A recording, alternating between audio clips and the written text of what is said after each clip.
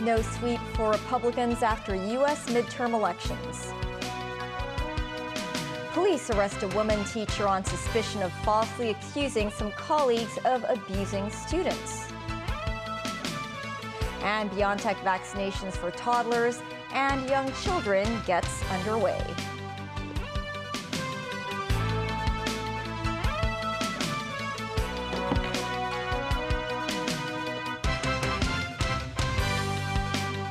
Hello and welcome to TVB News.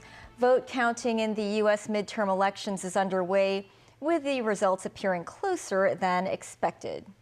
In the weeks leading up to the ballot, the Republicans had predicted a red wave would carry them to power in Congress amid discontent with the Biden administration's handling of rising crime and inflation. However, the results have been mixed, meaning control of Congress hangs in the balance. Daniel Rowell takes a look at some of the most crucial results so far. Democrat John Fetterman won Pennsylvania's pivotal race for U.S. Senate, flipping a Republican-held seat as he continues his recovery from a stroke during his midterm campaign.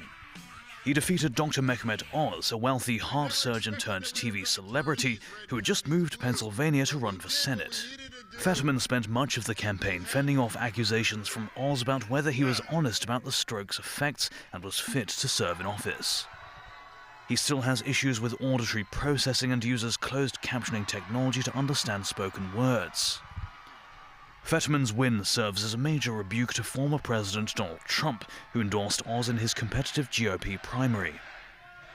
Fetterman vowed to be the Democrats' 51st vote to pass foundational legislation to protect rights to abortion, healthcare, same-sex marriage, unions and voting, as well as to raise the minimum wage.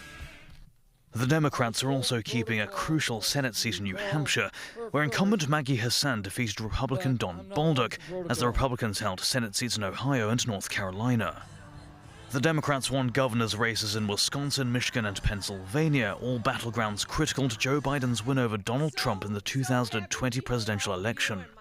The Republicans held on to governor's mansions in Florida, Texas and Georgia, another battleground state Biden narrowly won 2 years ago. Of particular note was the re-election of Florida Governor Ron DeSantis for a second term, which solidified his status as a rising Republican star with potential White House aspirations. At a victory rally shortly after the polls closed, DeSantis declared the people have delivered their verdict. Freedom is here to stay. We've seen major challenges for the people of our state, for the citizens of the United States, and above all, for the cause of freedom. We saw freedom in our very way of life and so many other jurisdictions in this country wither on the vine. Florida held the line. The comment was followed by chants of 2 more years, as speculation mounts he will seek the Republican nomination for the 2024 U.S. presidential election. Daniel Rowell, TVB News. The police have arrested a teacher of a school for special needs students on suspicion of falsely accusing some colleagues of abusing students. The 48-year-old woman appeared in Fanling Magistrates Court this afternoon and was released on bail. The case has been adjourned until February next year. Christy Kahn has more. The arrestee is a teacher of Hongji Pine Hill No. 2 School in Tai Po. She was arrested on Monday on suspicion of access to computer with criminal or dishonest intent and wasteful employment of the police. In a press briefing today, the police said they had received reports from parents in August, saying they had received anonymous letters accusing some teachers and staff members of abusing students at the school. The police launched an investigation and reviewed almost 20,000 hours of surveillance camera footage. However, they didn't find anything suspicious, adding that some of the videos that came with the letters were recorded 4 to 8 years ago. The police noted that the allegations mentioned in the letters were false and exaggerated. So far, no illegal acts have been found. 信裡面嘅內容呢， The letters targeted the school management and specific staff. We do not rule out the possibility that someone was dissatisfied with his or her seniors and colleagues over work arrangements and then wrote anonymous letters to accuse them of mistreating students, said Chief Inspector Mu Xiu-hei. The police said they had seized items including computers and printers, which they believed were used to print the letters, from the defendant's office and residence during the investigation. Hongqi Association, the sponsoring body of the school involved, has released a statement saying that they are happy about the investigation results. They added that the arrested teacher had already been suspended from work. They hope students will return to their normal school life. Christy Khan, TVB News. 3 women arrested earlier on suspicion of child abuse at a Po Lung Kok's residential home appeared in the Eastern Magistrates Courts today. The defendants, aged between 25 and 33, worked at the Po Lung Kok child care facility. They face a total of 8 charges, accused of ill-treating and assaulting 6 toddlers between August and September this year. The case has been adjourned until March next year to allow more time for further investigation, including reviewing surveillance camera footage and obtaining more relevant documents. The defendants have been released on $10,000 bail each. They are not allowed to return to the Po Lung Kok facility or to get in touch with individuals involved in the case. Hong Kong reported 5,068 new coronavirus cases today, 498 of which were imported. 13 more COVID patients died. Meanwhile, from today, children aged from 6 months to 4 years old can receive a diluted version of the BioNTech vaccine. While child vaccination started today, Secretary for the Civil Service Ingrid Young said the number of bookings has not been satisfactory. Young called on parents to get their children vaccinated and noted there are still many free slots available in the coming few days. She said the vaccination rate for children aged under 3 is still lower than 19%.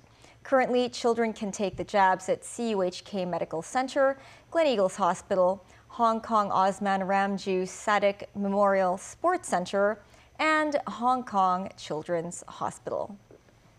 COVID-19 infections surged on the mainland with 8,176 new local cases. The situation in Guangzhou, the provincial capital of Guangdong, shows no signs of abating. Residents of Liwan district in the city are required to stay at home from today until Sunday. Guangdong province reported 3,203 new locally acquired infections yesterday. Guangzhou alone accounted for 95% of the cases. Authorities have tightened restrictions in the virus-hit Liwan district. All residents of the district are required to stay at home, except those going out to get tested for the coronavirus. People who have medical appointments or are in emergency situations are also allowed to go out. Kindergartens and schools have suspended all in-person classes. This new round of restrictions in Liwan district will remain in force until November 13th.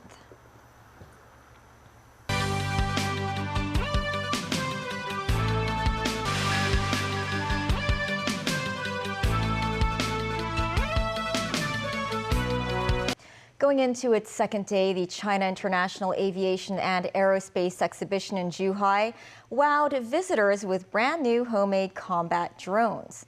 That includes the Chengdu GJ-2, an unmanned aerial vehicle capable of surgical strikes, which gave its first aerobatics performance today. Timothy Lee reports. Soaring into the air, some of China's new domestically made military drones took to the skies as they demonstrated to the public the nation's latest advances in aviation tech. Drones that gave aerobatics performances included the Chengdu GJ-2 and the Tengden TB001, otherwise known as the twin-tailed Scorpion.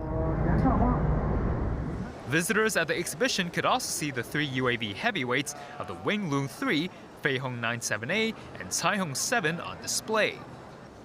Wenglun 3, the newest member of the family of Wenglun drones, is fitted with 9 payload hardpoints that can carry 60 missiles and bombs, with some referring to it as a bomb carrier.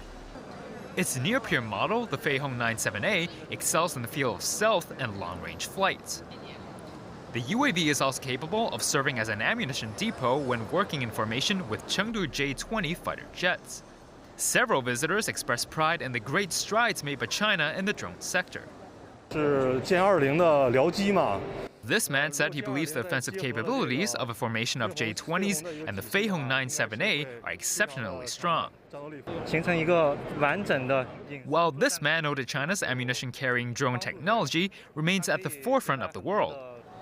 Meanwhile, today marks the first time that the entire fleet of Taihong UAV models were on display. Besides exhibits of jets and drones, visitors can also participate in simulation activities such as parachute training and piloting jets. Timothy Lee, TVB News. That's the news. Thanks for watching. Bye for now.